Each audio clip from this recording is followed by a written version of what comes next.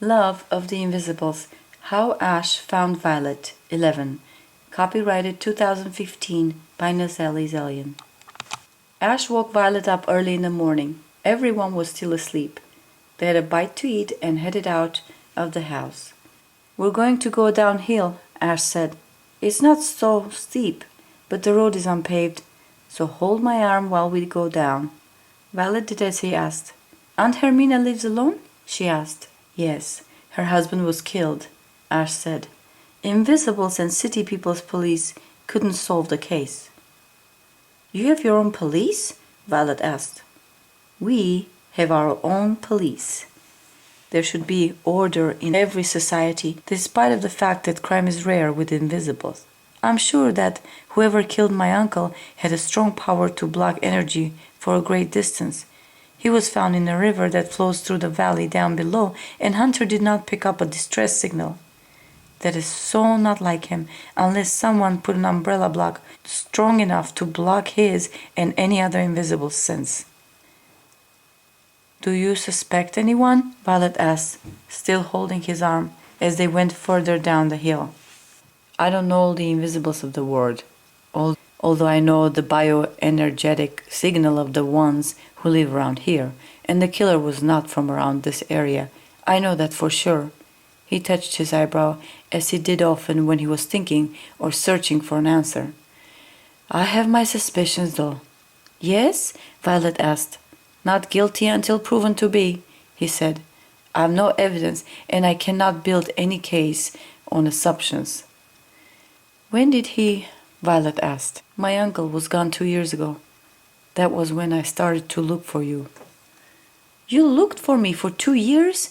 How did you find me?" "I had to pinpoint your approximate location first, and I told you the rest. Your animal instinct, so you said," Violet said slowly. "I thought you were not serious." "Oh, honey, I was very serious," he said, suddenly directing her away from the path. Violet dared not to ask why they took a detour, but the change in his eye color betrayed his feelings. She also felt the love energy she named the force that went through them when they were intimate together. "I'm dying for you," he said, holding her from her shoulders. "I can't resist the feelings and desires I have for you." He came closer and nestled his nose at her neck between her chin and her shoulder. He took a deep breath. "You smell divine," he murmured. Violet felt weak at her knees. She held her breath, afraid that it would interrupt the sweet moment of intimacy between them. He moved her lips and kissed them with passion, taking short breaths in between. Violet kissed him back, slowly melting away in his arms. Ash lowered one hand down to her waist and drew her closer. He used his other hand to unbutton her jacket and lowered his head to her breasts. His warm lips moved lower with every kiss until Violet released her energy that struck Ash like lightning.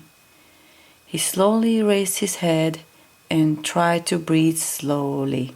But at least it wasn't as explosive as it would have been had they gone further with their intimate adventure.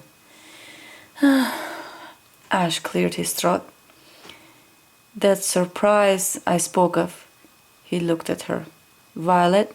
She was still trying to bounce back to balance after all that heat that boiled her blood and fogged her mind. "Violet, honey," he said.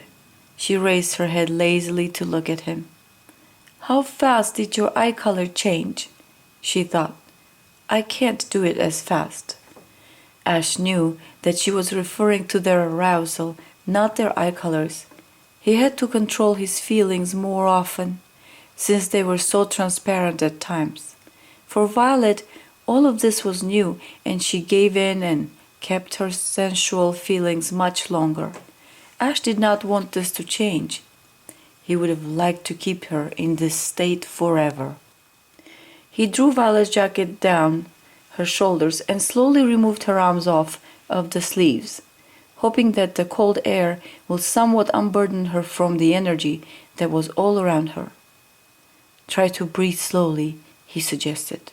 Violet obeyed.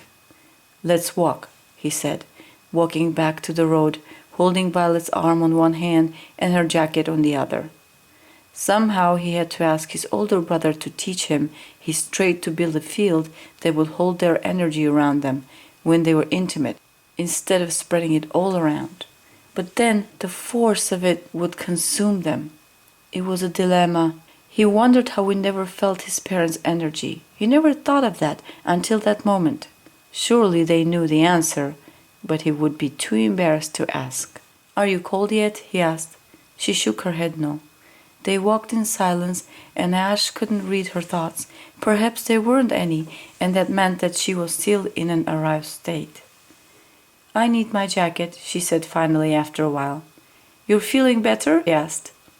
"I was feeling better before, too," she said, and Ash knew exactly what she was implying to. "Yes, I know the mountain rules," she said moments later. "We have to comply," she added. Ash could tell why she was so disappointed. She wanted him as much as he wanted her, and that made him very happy. But the bad news was that his family would immediately distinguish their unique, intimate energy that was a combination of both of their individual energy that was created during their physical bond. He had to stay away to save himself the embarrassment from his brothers and parents. "I will try to find a way out of this," Ash said. "About that surprise." "Oh, it's breathtaking!" Violet exclaimed as they turned a curve around the hill, just about when Ash was ready to reveal his surprise, hoping that it would break the ice between them.